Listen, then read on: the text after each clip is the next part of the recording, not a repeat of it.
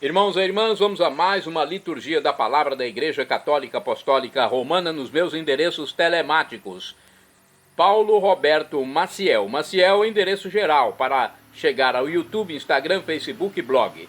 Para ir direto ao Instagram é @Paulo Roberto Maciel 6/. No YouTube, @Paulo Roberto Maciel, Maciel 7919. Neste vídeo eu transmito a liturgia da Igreja Católica referente ao dia 17 de julho de 2025, quinta-feira, dia do bem-aventurado Inácio de Azevedo, presbítero e companheiros mártires, dentro da 15ª semana do tempo comum, no ano litúrgico C. A cor dos paramentos litúrgicos é vermelha, conforme eu estou aqui, por causa dos santos martirizados. No rito, temos a missa própria com o ofício da memória. A primeira leitura é a leitura do livro do Êxodo, capítulo 3, versículos do 13 ao 20. Naqueles dias, ouvindo a voz do Senhor do meio da sarça, Moisés disse a Deus: sim, eu irei aos filhos de Israel e lhes direi: o Deus de nossos pais enviou-me a vós. Mas se eles perguntarem qual é o seu nome, o que lhes devo responder? Deus disse a Moisés: eu sou aquele que sou. E acrescentou: assim responderás aos filhos de Israel: eu sou, enviou-me a vós. E Deus disse ainda a Moisés: assim dirás aos filhos de Israel: o Senhor, o Deus de vossos pais, o Deus de Abraão, o Deus de Isaque e o Deus de Jacó, enviou-me a vós. Esse é o meu nome para sempre, e assim serei lembrado de geração em geração. Vai, reúne os anciãos de Israel e dize-lhes: o Senhor, o Deus de vossos pais, o Deus de Abraão, o Deus de Isaque e o Deus de Jacó apareceu-me, dizendo: eu vos visitei e vi tudo o que vos sucede no Egito, e decidi tirar-vos da opressão do Egito e conduzir-vos à terra dos cananeus, dos hititas, dos amorreus, dos ferezeus, dos heveus e dos jebuseus, a uma terra onde corre leite e mel. Eles te escutarão, e tu, com os anciãos de Israel, irás ao rei do Egito e lhe direis: o Senhor, o Deus dos hebreus, veio ao nosso encontro, e agora temos que ir a 3 dias de marcha no deserto para oferecermos sacrifícios ao Senhor nosso Deus. Eu sei, no entanto, que o rei do Egito não vos deixará partir, se não for obrigado por mão forte. Por isso, estenderei minha mão e castigarei o Egito com toda a sorte de prodígios que vou realizar no meio deles. Depois disso, o rei do Egito vos deixará partir. Palavra do Senhor, graças a Deus. Vamos agora ao Salmo responsorial. É o Salmo 104 na Bíblia Vulgata, ou 105 na Bíblia de Jerusalém. Versículos 1º ao 5º, 8º ao 9º, 24 ao 25, 26 ao 27, refrão 8º A. O Senhor se lembra sempre da aliança. Repetamos: o Senhor se lembra sempre da aliança. Dai graças ao Senhor, gritai seu nome. Anunciai entre as nações seus grandes feitos. Lembrai as maravilhas que ele fez, seus prodígios e as palavras de seus lábios. O Senhor se lembra sempre da aliança. Ele sempre recorda da aliança promulgada a incontáveis gerações, da aliança que ele fez com Abraão e do seu santo juramento a Isaque. O Senhor se lembra sempre da aliança. Deus deu um grande crescimento a seu povo e o fez mais forte que os próprios opressores. Ele mudou seus corações para odiá-lo e tratarem com má fé seus servidores.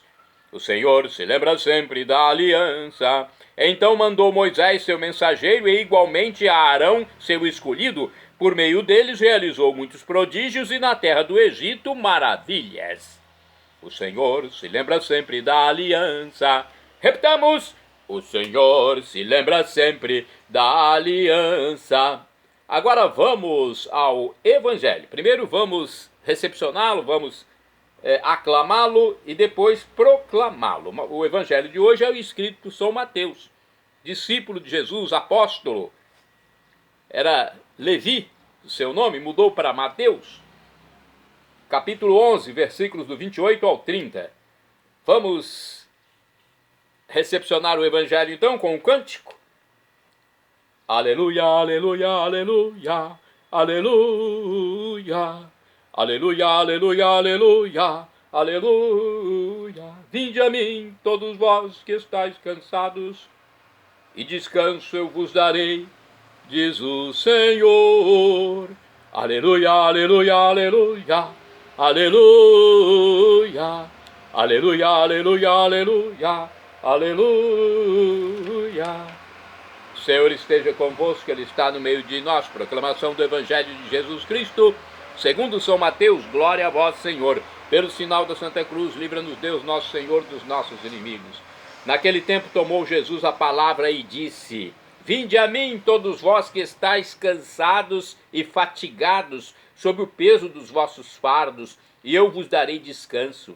Tomai sobre vós o meu jugo e aprendei de mim, porque sou manso e humilde de coração, e vós encontrareis descanso. Pois o meu jugo é suave e o meu fardo é leve. Palavra da salvação, glória a vós, Senhor. Pelo sinal da Santa Cruz, livra-nos Deus, nosso Senhor, dos nossos inimigos. Vamos saber um pouco mais sobre este texto do Evangelho. Deus é aquele que é junto aos que sofrem, é manso e humilde no meio dos pequenos, é o que alivia o fardo dos fracos e necessitados. A seu exemplo, sejamos também nós mansos e humildes de coração. Aqui no livro Igreja em Oração, temos uma explicação para o Evangelho. Olha, o texto do Evangelho é uma oposição à conduta dos fariseus, à conduta farisaica.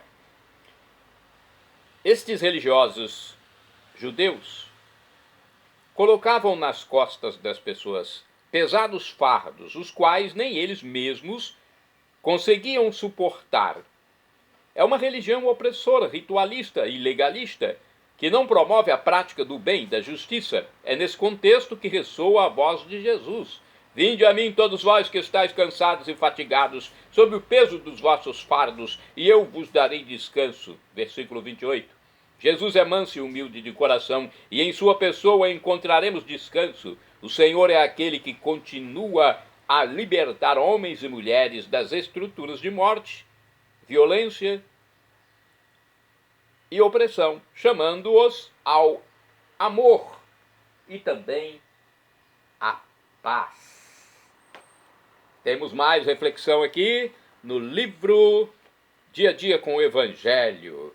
Vamos saber do que fala aqui quem escreveu nesse livro sobre São Mateus, capítulo 11, versículos do 28 ao 30. Aqui diz o seguinte: um olhar panorâmico sobre o mundo nos mostrará imensa multidão de gente sofredora.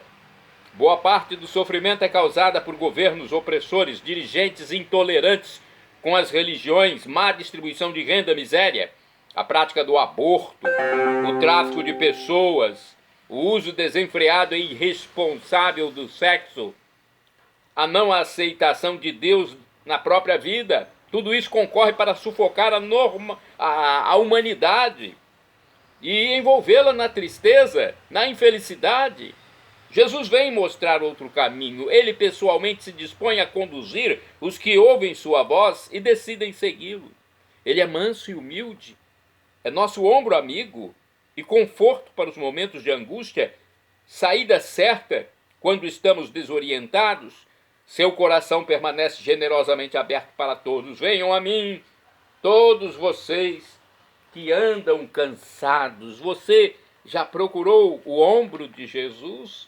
A palavra dele? Jesus está querendo nos confortar. mas nós temos que nos abrir, nós temos que aceitá-lo, nós temos livre-arbítrio, vontade. Aqui no livro Palavra e Vida, a reflexão sobre Mateus 11, versículos do 28 ao 30 é esta reflexão. Vamos lá. Hoje os que se sentem oprimidos não recorrem a Jesus, preferem procurar psiquiatras, psicólogos, advogados, ou no pior dos casos, afundam no álcool e nas drogas, nos entorpecentes. Vai para o mundo da drogadição. Quanta gente vai para o mundo da drogadição e só tem problemas cada vez maiores. Alguma coisa nos aconteceu que não conseguimos comunicar bem esta mensagem de Jesus como o libertador de tudo que oprime as pessoas e não as deixa viver felizes e no gozo da liberdade. É claro que também nem mesmo nós, os cristãos, somos capazes de viver essa dimensão libertadora de nossa fé, e às vezes nós mesmos a vivemos como uma carga que não liberta, mas que oprime. Todavia, Jesus está aí para aliviar-nos e para nos confortar. Vamos agora aos santos do dia. Os santos são aqueles que aceitaram o fardo de Jesus, e esses santos são hoje canonizados por isso. Seguiram a palavra de Cristo Jesus. Vamos saber um pouco sobre o beato, na verdade, Inácio de Azevedo, presbítero e mártir, e seus companheiros. Em 1570, o beato Inácio, aliás, não ele somente, em 1570 viajava para o Brasil um numeroso grupo de jesuítas, liderado pelo beato Inácio de Azevedo. Naquela época, as águas do Atlântico estavam infestadas de piratas protestantes que atacaram a nau dos religiosos perto das Ilhas Canárias, sendo todos massacrados. São venerados como os 40 mártires do Brasil. Inácio nasceu em 1526 e a pouca distância do Porto, em Portugal, filho de Dom Manuel de Azevedo e Dona Francisca de Abreu.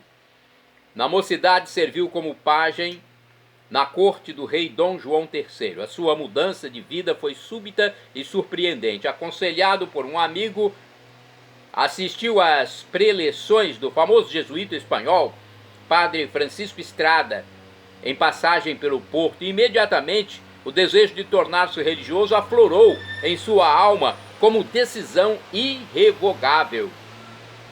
Em 1548, dedicava-se aos estudos na casa jesuíta de Coimbra, se destacando pela austeridade das penitências diárias e pelo empenho em exercer as funções mais humilhantes. Recebeu as sagradas ordens em Braga, em 1553, e assumiu o reitorado do novo colégio de Santo Antão de Lisboa, um dos primeiros estabelecimentos de ensino da Companhia de Jesus, obra do famoso padre Jerônimo Nadal. Em fevereiro de 1567, Inácio de Azevedo era nomeado visitador da terra de Santa Cruz, Brasil. Assim, na armada, que partia em maio do mesmo ano, viajou como missionário. Durante 2 anos, o visitador palmilhou as vastidões do Brasil, percorrendo todas as casas da companhia. Ele introduziu costumes, reavivou esperanças, ouviu queixas, sugestões, incentivou e organizou os estudos, além de ditar sábias regras para a perseverança daqueles que se embrenhavam pela floresta. São José de Anchieta mencionou em suas cartas os enormes benefícios da visita de Inácio de Azevedo. Pois é, Inácio de Azevedo nasceu em Portugal, 1526, e faleceu em 1570. Foi um presbítero da Companhia de Jesus, designado para acompanhar as missões jesuítas no Brasil. Durante a segunda viagem à Nova Terra, ele e seus 39 companheiros foram martirizados depois de terem o navio atacado por piratas. O exemplo destes mártires nos fortalece na missão de anunciar a boa nova. Então está aí uma reflexão e uma informação sobre o santo. Santas do dia 17 de julho, Santa Justa e Santa Rufina, que foram virgens e mártires, faleceram mais ou menos no ano 287. São santas que nós pedimos a proteção, porque elas estão junto a Deus. Rogai por nós, Santa Justa e Santa Rufina. Irmãs sevilhanas de Sevilha, presas e submetidas a cruéis suplícios por ordem do governador Diogeniano. Santa do dia 17 de julho, Santa Marcelina, virgem do século IV, irmã de Santo Ambrósio, recebeu o véu das virgens na Basílica de São Pedro, das mãos do Papa Libério. Santo do dia 17 de julho, São Leão IV, Papa, faleceu em 855, foi defensor da justiça e apologista do primado de Pedro, São Pedro, primeiro Papa. Santo do dia 17 de julho, Santo André Eremita, faleceu em 1031, foi para a Hungria, a pedido do rei Santo Estevão, e levou uma vida de extrema austeridade nas proximidades dos Montes Cárpatos. Santa do dia 17 de julho, Santa Edviges, rainha, faleceu em 1399. Filha dos soberanos da Polônia, Edviges casou-se com o rei da Lituânia e levou vida de fé católica à Lituânia, convertendo o marido e todo o povo. De acordo com o site ENS da Glória, Edviges nasceu em 1174 na Alemanha, filha de um duque e de uma duquesa, e recebeu educação esmerada e sólida formação cristã. Casou-se aos 12 anos com o príncipe de uma região da Polônia e cuidou da formação religiosa do marido e dos filhos. De seus 6 filhos, 2 morreram precocemente. Quando se casou, Edviges recebeu uma fortuna como dote, mas não usou o dinheiro para si. Ela começou a ajudar os pobres e endividados, dando um novo destino à vida dos que não tinham mais esperança. Contam os historiadores que Santa Edviges vivia com uma renda mínima, usando o restante para socorrer os pobres, enfermos, idosos, viúvas, crianças abandonadas, endividados e encarcerados, a quem ajudava pessoalmente. Em certa ocasião, quando estava visitando um presídio, ela descobriu que muitas pessoas ali se encontravam por não poderem pagar suas contas. Desde então, ela começou a saldar as dívidas dos encarcerados, devolvendo-lhes a liberdade. Olha aí, pessoas presas por não conseguir pagar a dívida. Ela também os ajudava a recomeçar a sua vida, conseguindo-lhes emprego. Por esse motivo, no Brasil, ela é invocada como padroeira dos pobres e endividados. A imagem de Santa Edviges tem vários símbolos importantes que ajudam a contar sua história. Santa Edviges é representada vestindo um hábito religioso, e ela é muito conhecida em várias partes do mundo como santa protetora dos endividados, né? Pois é representada com hábito religioso. Isso acontece porque quando ficou viúva e seus filhos criados, ela entrou para o mosteiro de Trebnitz, na Polônia, e passou a viver uma vida religiosa. Porém, mesmo estando no mosteiro, ela não deixou de ajudar os pobres e endividados, usando ainda o dinheiro de seu dote. A caridade foi a grande marca dessa santa. Por causa de sua caridade, muitos foram libertados da prisão, tendo suas dívidas pagas por Santa Edviges. A coroa na mão de Santa Edviges tem 2 significados. Vamos saber deles. Primeiramente, simboliza sua origem nobre e rica. Edviges nasceu numa família extremamente rica e nobre, mas isso não a fez distanciar-se dos pobres e necessitados. Pelo contrário, ela se tornou o anjo protetor deles. O segundo significado da coroa é seu casamento com o príncipe, que fez dela uma princesa dona de um dote milionário que foi usado para o bem dos pobres e endividados. Naquele tempo, os endividados iam para a prisão e suas famílias caíam na miséria. Quando Santa Edvige saldava uma dívida, ela não só libertava um pai de família da prisão, mas reconstruía uma família, resgatava sua dignidade e a retirava da miséria. A coroa na mão de Santa Edviges representa a fortuna e o dinheiro usados a serviço do reino de Deus para o bem do próximo. É o símbolo da riqueza abençoada por Deus. O livro na mão de Santa Edviges, você sabe o que significa? Representa sua formação religiosa e a formação religiosa que ela transmitiu a seu marido e seus filhos. A coroa, também tem uma coroa. A coroa de Santa Edviges, estando sobre o livro, significa que a riqueza dessa querida santa estava apoiada e fundada sobre a fé, a caridade ensinada na Bíblia e os mandamentos de Deus. Quando a riqueza é apoiada na fé e na obediência à palavra de Deus, ela se transforma num bem para muita gente. Esse é o testemunho de Santa Edviges. Ela também é representada segurando uma igreja em sua mão direita. A igreja na mão de Santa Edviges representa algo muito concreto que ela fez. Com o dote recebido de seu marido, ela financiou a construção de igrejas e conventos na Polônia e na Alemanha. Financiando assim construções, além de prestar culto a Deus, ela proporcionava empregos e sustento para um incontável número de trabalhadores, pais de família.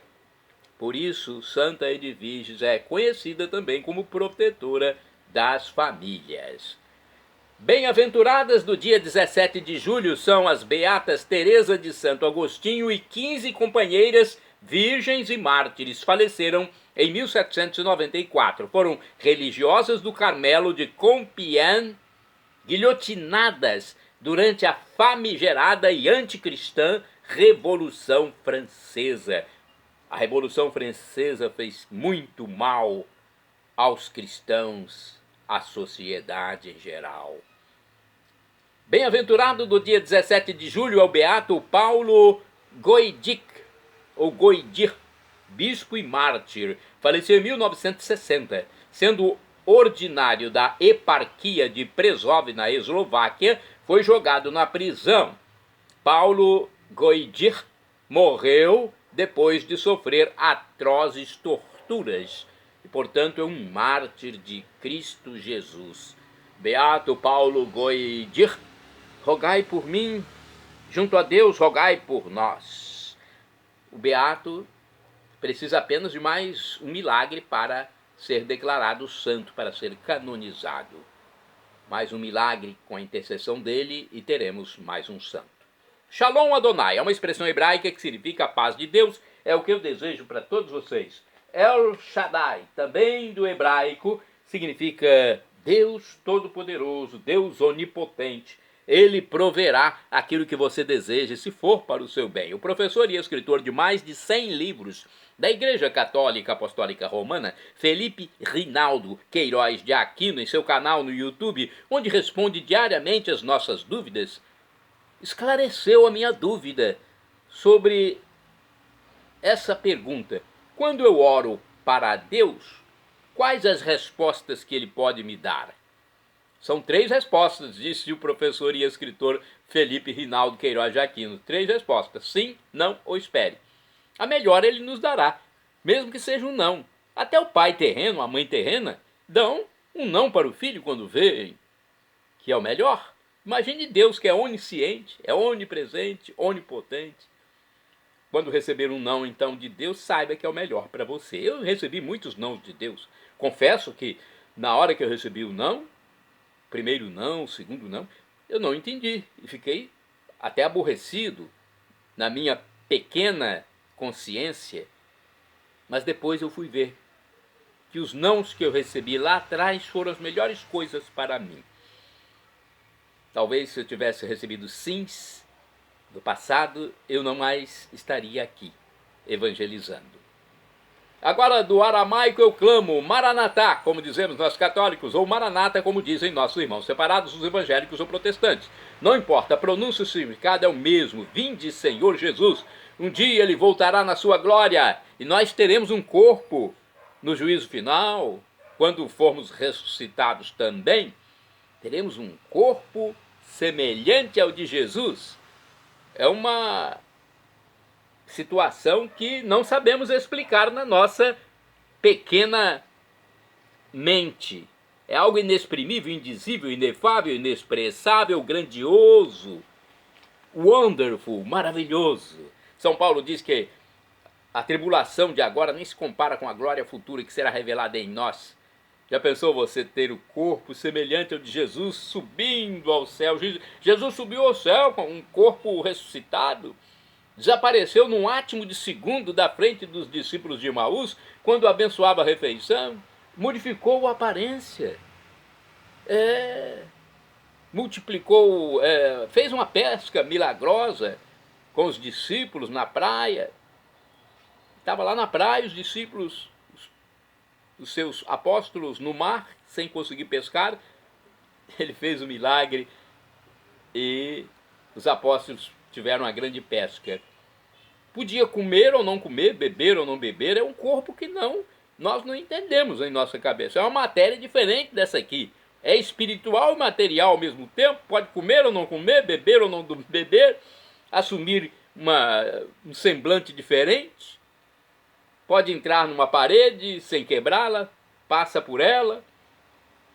É algo inenarrável, né? Perdão, Senhor, pelos meus pecados passados, presentes, futuros, físicos e espirituais, pecados do pensamento, palavras, atos, omissões, e me dê a vida eterna. Olha, para vivermos perpetuamente com Deus, com os santos, com os anjos de Deus, depois dessa passagem efêmera pela terra, para vivermos nessa vida nova, temos que ser batizados, nos arrepender dos pecados para não morrermos em pecado grave e acreditar em Jesus como Deus no mistério da Santíssima Trindade. Tem o Pai, o Criador, o Filho o Redentor e o Espírito Santo, nosso santificador, nosso discernidor. Acesse @PauloRobertoMaciel 6 /.